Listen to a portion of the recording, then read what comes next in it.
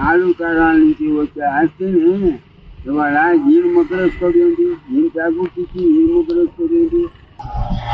భారతదేశం కాదు, ఎవరు పుట్టిన ప్యాక్బుక్ ఉన్నారు భారతదేశం చేశారు. నువ్వు అంటే భారతదేశం నీ పుట్టేటువంటి నీ ముద్ర వేసింది.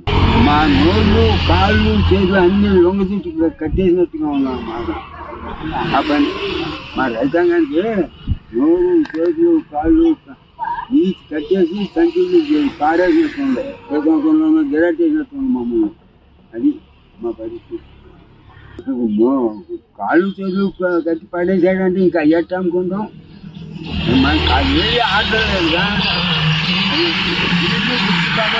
కట్టిపడేశాడు. అది కట్టిపడేశాడు. అన్నీ కట్టి ముడుకుంటా విసిరినప్పుడు ఇంకా నష్టంగా లాభం ఏంటి బాబు? నష్టంగా లాభం ఎట్లా వస్తుంది?